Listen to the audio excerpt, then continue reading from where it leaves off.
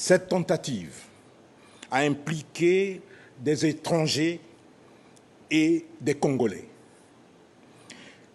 Ces étrangers congolais ont été mis hors d'état de nuire, leurs chefs y compris.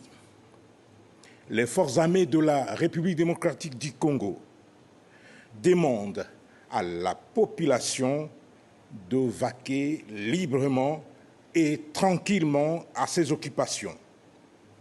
Les forces de défense et de sécurité ont la parfaite maîtrise de la situation.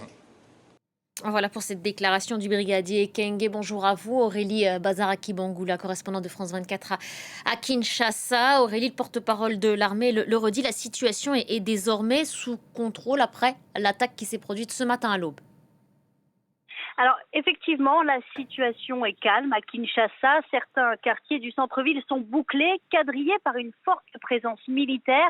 Mais dans le reste de la ville, la vie reprend son cours normal. Les transports en commun circulent et les églises ont accueilli leurs fidèles pour la messe dominicale. La situation est sous contrôle. Le porte-parole de l'armée, le général Sylvain Ekenge, l'a dit. Il ne donne pas plus de détails encore sur ce qu'il s'est passé, mais ce que l'on sait, c'est que très tôt ce dimanche matin, des hommes lourdement armés ont attaqué la résidence de Vital Kamerhe. Des témoins nous ont dit avoir entendu des tirs nourris dans sa résidence. Au moins 2 policiers de sa garde auraient été tués. Alors Vital Kamerhe, c'est l'un des alliés du président Tshisekedi, le futur président de l'Assemblée nationale. Ces hommes armés en tenue militaire se sont ensuite dirigés vers le palais de la Nation, l'une des présidences congolaises. Ils l'ont occupé brièvement et brandi le drapeau du Zaïre.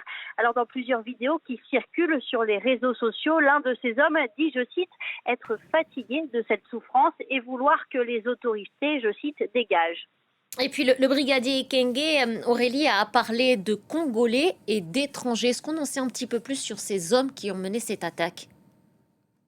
Alors, dans les vidéos justement qui circulent sur les réseaux sociaux, l'un des hommes dit qu'ils sont de la diaspora. Alors, il parle en lingala et on entend un peu d'anglais. Une source sécuritaire nous affirme qu'il pourrait s'agir de Christian Malanga, un ancien officier de l'armée congolaise qui vit aux États-Unis et qui s'est lancé dans la politique il y a une dizaine d'années. On attend toujours la confirmation des autorités. Alors, de leur côté, les autorités n'ont pas encore donné de précision sur l'identité de ces hommes.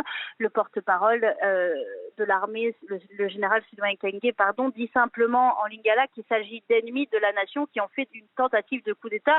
Et comme vous l'avez dit, que ce sont des étrangers et des Congolais. Mais on attend plus d'informations dans la journée. Merci beaucoup Aurélie. Voilà ce qu'on pouvait dire pour l'heure autour de cette attaque menée donc à l'aube à Kinshasa. Le calme est rétabli dans la capitale.